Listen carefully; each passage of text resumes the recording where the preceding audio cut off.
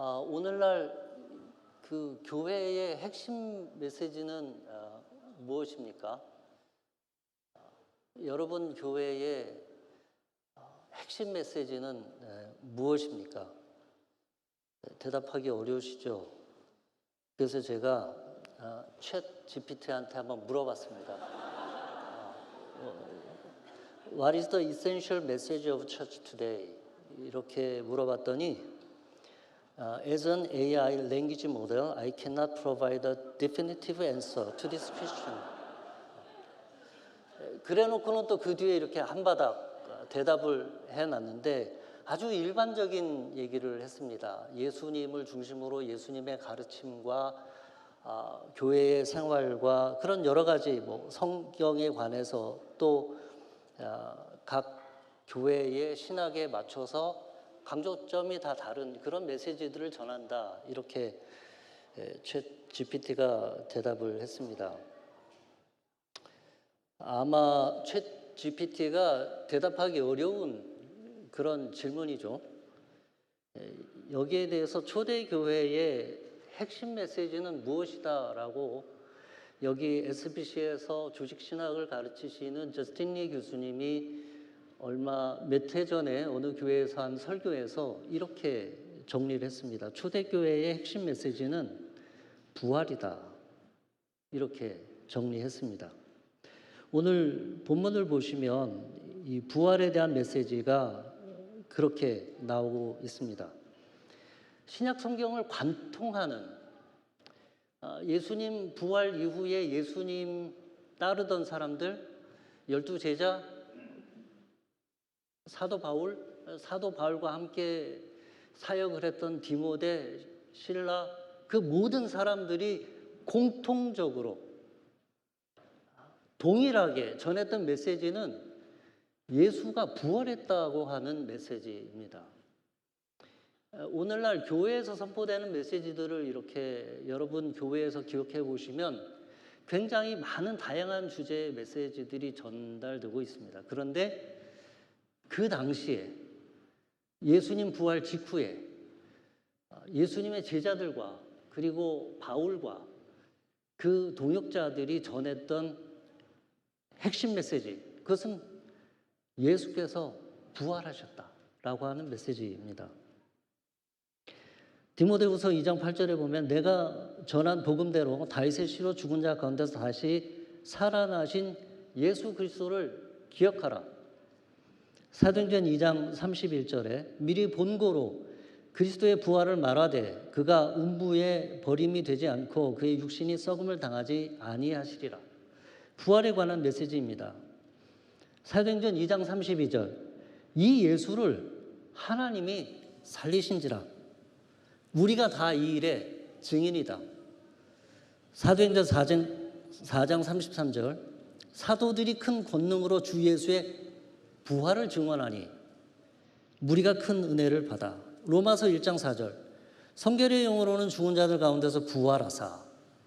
부활이 마테마가, 누가, 요한 또 로마서 이후의 모든 선지서들의 핵심 메시지가 부활이었습니다.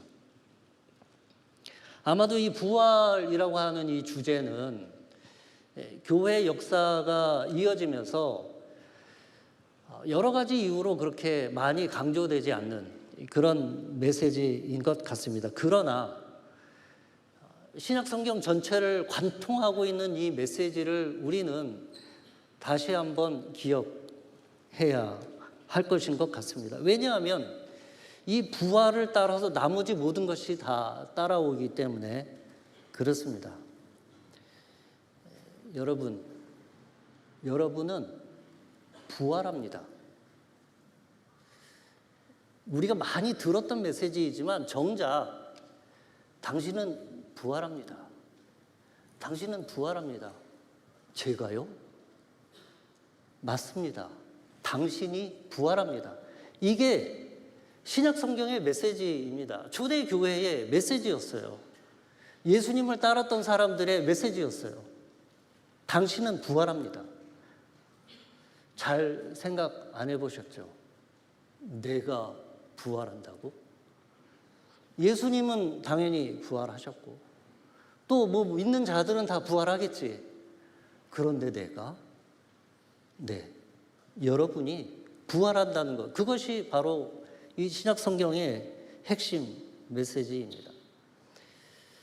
제가 이제 성경 공부를 하면서 그 시리즈로 성경 공부를 하는데 그 첫 과가 당신은 부활합니다입니다. 그러면 성경 공부를 배우는 분들이 처음에 굉장히 받아들이기 어려워합니다. 아니 그냥 사람이 부활한다는 것도 받아들이기가 어려운데 내가 부활한다는 이야기를 한다는 게 이게 쉽지 않은 거예요. 그냥 추상적으로는 다 그렇게 알고 있지만 그것이 나에게 일어나는 일이라고 생각하는 거는 잘 안 생각하는 일들이에요. 오늘 고린도전서 15장 우리가 12절에서부터 20절까지 보았는데 그 이후의 본문을 보면 더 충격적인 얘기가 나옵니다. 바울이 너희 중에 부활이 없다고 하는 자들이 있는데 예수님이 반드시 부활하셨고 또 너와 우리도 부활한다. 그런데 여기다가 하나 더 센 걸 던지는데 그게 뭐냐면 육체를 가지고 부활을 한다고 하는 겁니다. 육체를 가지고. 우리가 이제 신앙에 있어서 부활에 관해서 가장 큰 오해 중에 하나는 그래 부활하겠지. 부활하는데 어떤 스피리추얼하게 어떤 영적으로 이렇게 부활하겠지. 그렇게 생각합니다. 많은 크리스찬들이 그렇게 생각을 합니다. 부활을 하는데 스피리추얼하게 영적으로 부활하겠지. 그런데 오늘 본문을 보시면 특별히 고린도전서 15장 44절을 보면 사도 바울이 굉장히 충격적인 메시지를 전합니다. 그것은 뭐냐면 당신이 부활하는데 육체로 부활한다 이렇게 말씀을 전하고 있습니다.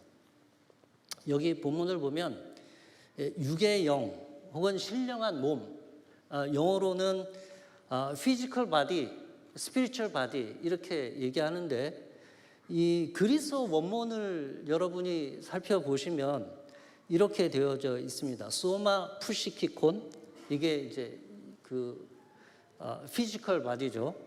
그다음에 소마 푸뉴마티콘 이게 spiritual body라고 영어로는 번역이 되어져 있는데 톰 라이치라고 하는 신약 성서학자가 Surprised by Hope라는 책에서 이 부분을 이렇게 설명을 했습니다.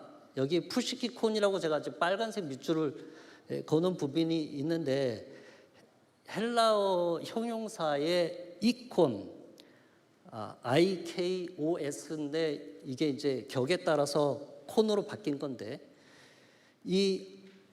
이렇게 끝나는 어미로 된 형용사는 제가 읽어드리면 Greek adjectives ending in IKOS equals describe not the material out of which things are made, but the power or energy that animates them.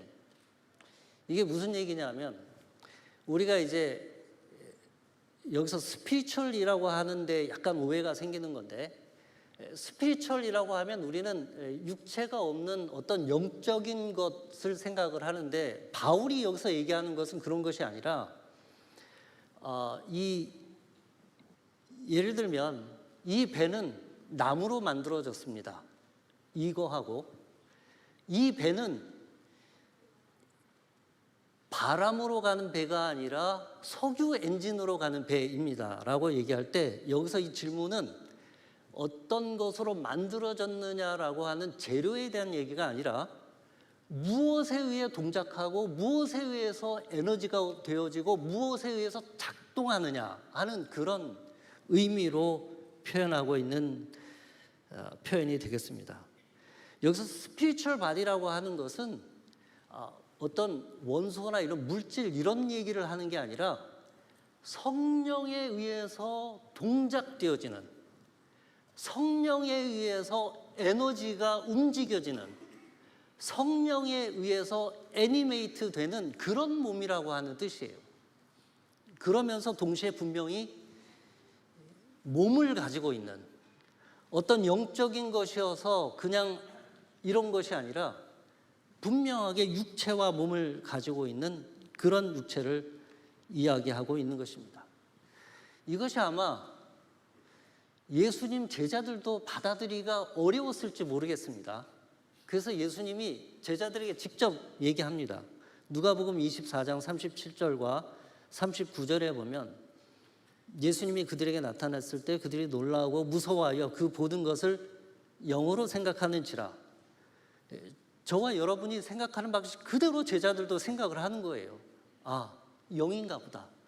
그런데 예수님이 뭐라고 얘기하시냐면 어찌하여 두려워하여 어찌하여 마음에 의심이 일어나느냐. 내 손과 발을 보고 나인 줄 알라. 또 나를 만져보라. 영은 살과 뼈가 없을 때 너희 보는 바와 같이 나는 있느니라. 그 뒤에 이어지는 말씀을 보면 이 말씀을 하시고 손과 발을 보이시나 그들이 너무 기쁨으로 아직 믿지 못하고 놀랍게 여길 때에 이르시되 여기 무슨 먹을 것이 있느냐 하시니 이에 구운 생선 한 토막을 드리니 받으사 그 앞에서 잡수시더라. 저와 여러분처럼 그 제자들도 믿기가 어려운 거예요. 아, 영으로 어떤 영적인 그런 것으로 이렇게 나타나셨나 보다 했는데 예수님이 직접 고쳐주세요. 아니다. 그 영으로만 그런 것이 아니라 내가 육체를 가지고 있다. 먹을 것이 있으면 가지고 와봐라. 그러면서 그들과 함께 드셨어요. 여러분은 부활합니다. 여러분은 육체로 부활합니다. 그러나 그 육체는 저와 여러분이 가지고 있는 이런 육체는 아닐 거예요. 예수님과 같은 그런 육체로 부활을 하는 것입니다. 이 예수님의 부활을 믿는 이 신앙은 그 당시에 그레코 로만 시대의 신앙과 믿음이라고 하는 신앙생활, 종교생활이라고 하는 개념 자체를 완전히 뒤바꿔 놓았습니다. 지금은 믿는다, 종교를 가지고 있다, 이런 게 이제 저와 여러분처럼 이제 같이 모여서 예배를 드리고 이제 이런 거죠. 성경 공부를 하고. 그런데 그리스 로마 시대의 신앙이라는 것, 그리스 로마 시대의 종교 생활이라고 하는 것은 어떤 모습일까요? 그 당시에 종교, 그 당시에 종교를 가지고 있다. 나는 릴리저스하다. 나는 릴리전을 가지고 있다. 나는 신앙을 가지고 있다. 그 당시 신앙이라고 하는 것은 어떤 신앙의 체계를 믿고 고백하는 거라기보다는 그냥 여러 신전들이 많이 있습니다.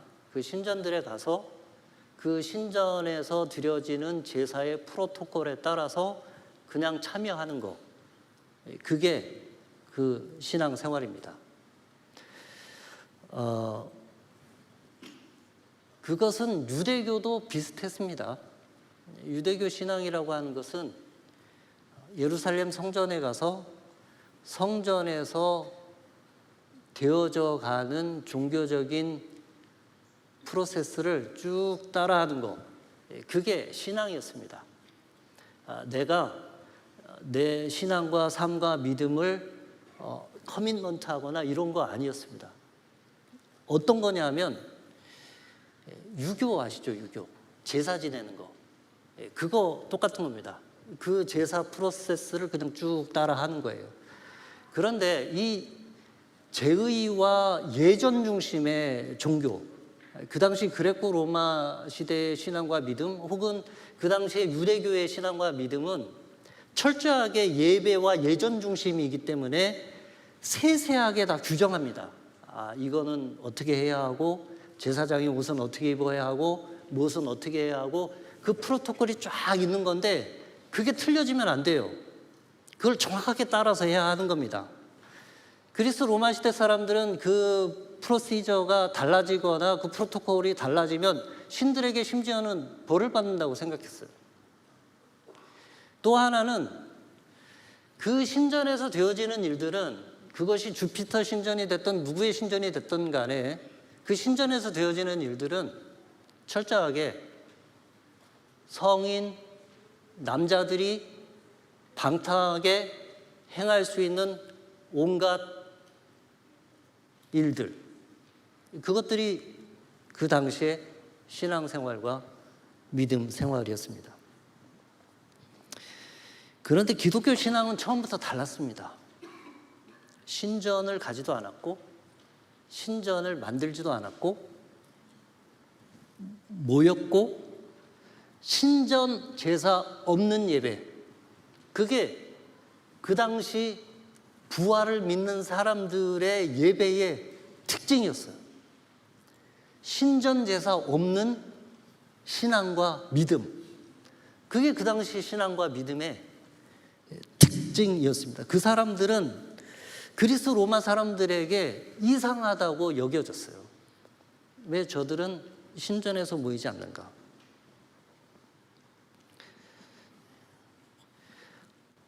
기독교를 그 당시에 믿는, 부활을 믿는 사람들의 핵심은 무엇이냐면 어떤 생각을 가지고 살아가는 것인가, 이게 그들의 믿음의 핵심이었어요. 신전에 가서 그 프로세스에 따라서 쭉 제사를 드리는 게 중심이 아니고 어떤 생각을 가지고 어떤 태도로 어떻게 살아가는가, 그것이 부활을 믿는 그 사람들의 핵심 모습이었습니다. 우리의 신앙, 기독교 신앙은 처음부터 전적으로 하나님께 마음을 다하여 충성을 다하는 것, 삶과 생각과 태도가 중요한 것, 이게 그 당시의 신앙과는 아주 다른 거였어요. 어떤 생각과 사고와 삶의 자세와 태도를 가지고 사는가, 이게 거의 그 당시 사람들에게는 너무너무 생소한 신앙과 믿음의 모습이었는데, 결국은 이게 믿음이라고 하는 것의 개념 자체를 완전히 바꿔서 지금은 그게 믿음이라고 누구나 다 여기게 된 그런 사건인 것입니다. 이런 맥락에서, 이런 관점으로 로마서 12장 1절과 2절을 다시 한번 읽어보시면 그게 무슨 말인지 느낌이 확 다르게 들어옵니다. 그러므로 형제들아, 내가 하나님의 모든 자비하심으로 너희를 권하노니 너희 몸을 하나님이 기뻐하시는 거룩한 산 제물로 드리라. 이는 너희가 드릴 영적 예배니라. 너희는 이 세대를 본받지 말고 오직 마음을 새롭게 함으로 변화를 받아 하나님의 선하시고 기뻐하시고 온전하신 뜻이 무엇인지 분별하도록 하라. 그 당시에 신앙생활을 잘한다, 종교생활을 잘한다라고 하는 것은 그 여러 신전들에 가서 제사를 같이 드리고 돈을 내고 성인 남자들이 할 수 있는 그런 일들을 하는 거, 그게 신앙생활 잘하는 거예요. 거기서 그 소셜 라이프를 잘 하는 겁니다. 로마 시민권을 가진 사람들, 먹고 살 걱정이 없는 사람들, 모든 일들은 노예들에게 다 시키고 자기들은 거기서 그렇게 여가를 즐기는 거, 자기들의 삶을 그렇게 사는 거, 그게 그들의 신앙이었어요. 폼페이 유적지를 가도 알 수 있고 로마 유적지를 가도 알 수 있고 로마 시대의 사회상을 조금만 들여다보면 다 알 수 있는 사실들입니다. 그런 거에 비하면 기독교는 그 당시 사람들에게 굉장히 이질적인 종교였습니다.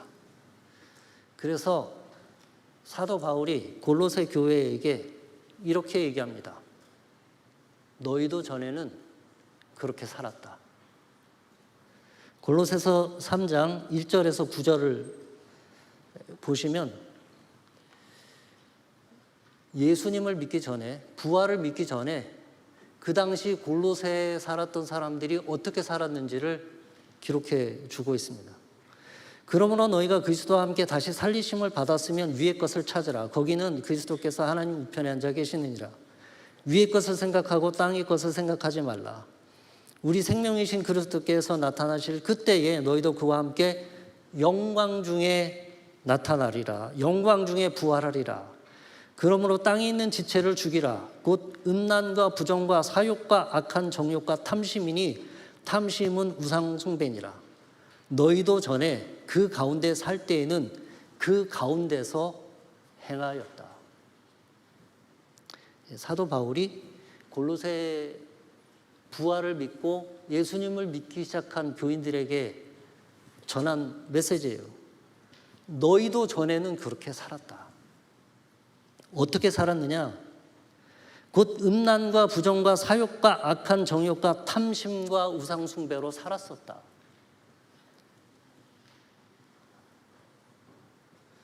부활을 믿는 이 신앙은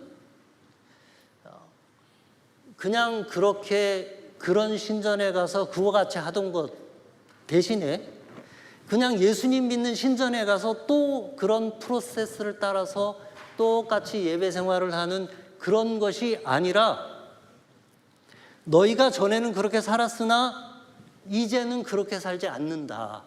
이게 메시지입니다. 이제는 너희가 이 모든 것을 벗어버리라. 곧 분함과 노여움과 악의와 비방과 너희 입에 부끄러운 말이라.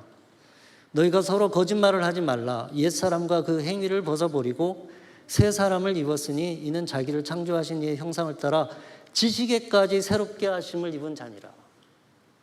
그 당시 종교는 지식에까지 새롭게 되고 이런 거 관심 없었어요. 근데 이 새로운 믿음, 부활을 중심으로 하는 이 새로운 믿음은 뭐가 중요한 거냐면 생각과 자세와 태도와 지식에까지 새롭게 되는 게 아주 중요한 거였어요. 굉장히 다른 형태의 신앙의 모습이 이들에게 드러나고 있었던 겁니다.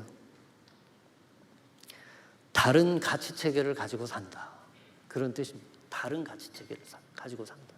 너희는 이 세대를 본받지 말라.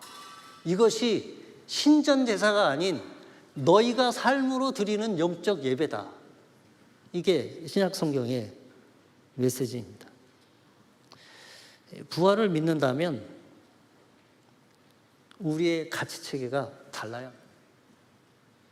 너희가 전에는 그렇게 살았지만 부활을 믿는다면 부동산에 대한 가치체계가 달라야 한다.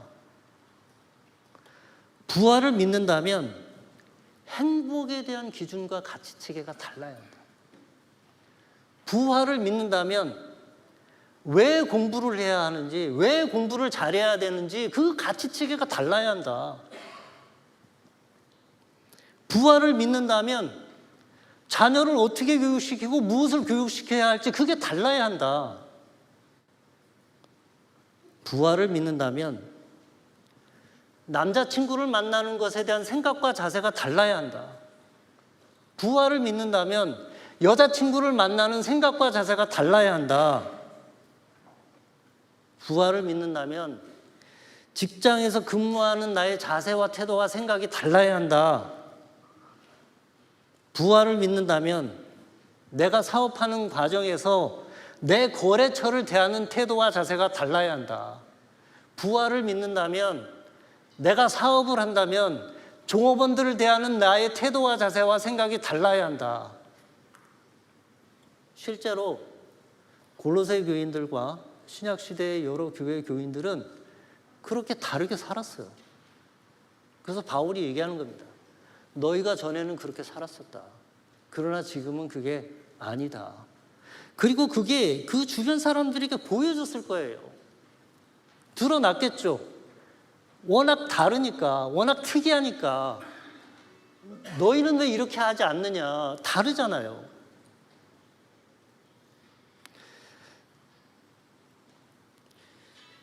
오늘 이 저녁에 하나님의 말씀을 들으러 나온 여러분들은 귀하신 분들입니다. 우리들에게 주시는 부활의 소망이 또 있습니다. 부활을 믿는 자들에게 주어지는 소망은 고린도전서 15장 55절과 56, 7, 8절에 있습니다. 사망아 너의 승리가 어디 있느냐? 사망아 내가 쏘는 것이 어디 있느냐? 사망이 쏘는 것은 죄요 죄의 권능은 율법이라. 우리 주 예수 그리스도로 말미암아 우리에게 승리를 주시는 하나님께 감사하노니 그러므로 내 사랑하는 형제들아 견실하며 흔들리지 말고 항상 주의 일에 더욱 힘쓰는 자들이 되라. 이는 너희 수고가 주 안에서 헛되지 않은 줄 알리라. 이는 주 안에서의 너의 수고가 헛되지 않은 줄 알미라. 이 사람들은 부활에 대한 소망이 가득했었어요. 확신했어요. 내가 부활한다고 하는 사실을 분명히 알고 있었습니다. 내가 예수님의 육체로 부활한다는, 내가 예수님의 육체로 영광의 몸으로 부활한다는 사실을 분명하게 알고 있었어요. 그래서 달릴 수 있었습니다. 그래서 다른 가치관과 사고와 태도를 가지고 살 수 있었어요. 다른 사람들이 뭐라고 얘기해도 그 확신이 있으니까 견딜 수 있었던 거예요. 견실하며 흔들리지 말고. 사는 게 쉽지 않고 어렵죠. 힘듭니다. 제가 최근에 아주 인생에 어려운 일을 당한 분이 기독교 상담을 하는 분을 찾아가서 상담을 하는데 뭐가 기억이 납니까? 하니까 그 기독교 상담을 하는 사람이 이렇게 상담을 해주더래요. 지금 당신에게 일어난 일들은 당신의 능력 범위 바깥에서 일어난 일들입니다. 당신이 컨트롤할 수 없는 일들입니다. 우리가 살면서 내가 컨트롤할 수 없는 일들이 일어납니다. 당합니다. 그런 일들이 생깁니다. 그런 일들을 당하고 삽니다. 내 잘못이 아닐 수도 있어요. 어느 정도 내 잘못일 수도 있고. 그렇지만 어느 누가 장담하겠습니까? 나는 내 삶의 모든 영역을 내가 다 컨트롤할 수 있고, 내가 다 준비할 수 있고, 내가 다 알아서 할 수 있고, 누가 그렇게 얘기할 수 있겠습니까? 내 능력 범위 바깥의 일들이 일어납니다. 내가 어떻게 할 수 없는 일들이 일어납니다. 어려운 일들이 일어납니다. 견디기 어려운 일들이 일어납니다. 견딜 수 없는 힘든 일들이 있습니다. 그때에 우리에게는 부활의 소망이 있는 것입니다. 그러므로 내 사랑하는 형제들아 견실하며 흔들리지 말고 항상 주의 일에 더욱 힘쓰는 자들이 되라. 이는 너희 수고가 주 안에서 헛되지 않은 줄을 알미라. 이것이 부활을 믿는 저와 여러분에게 주시는 예수님의 위로의 말씀입니다. 기도하겠습니다. 사랑이 많으신 하나님 아버지, 우리가 인생을 살다 보면 내가 컨트롤할 수 없는, 내 능력 범위 바깥에서 일어나는, 내가 어떻게 도와줄 수도 없고 도움을 받을 수도 없는 그런 일들이 많이 있을 수 있습니다. 그때에 이 부활의 소망을 기억하게 하여 주시기를 기도합니다. 우리 인생이 이것으로 끝나지 않고 우리에겐 부활의 소망이 있고, 또 그 아들 예수 그리스도를 십자가에 보내기까지 우리를 사랑하신 그 하나님의 사랑이 우리를 지키시고 보호하시고 이끄시고 건져내시고 견고하게 서도록 지켜주실 줄로 믿습니다. 예수님 이름으로 기도했습니다.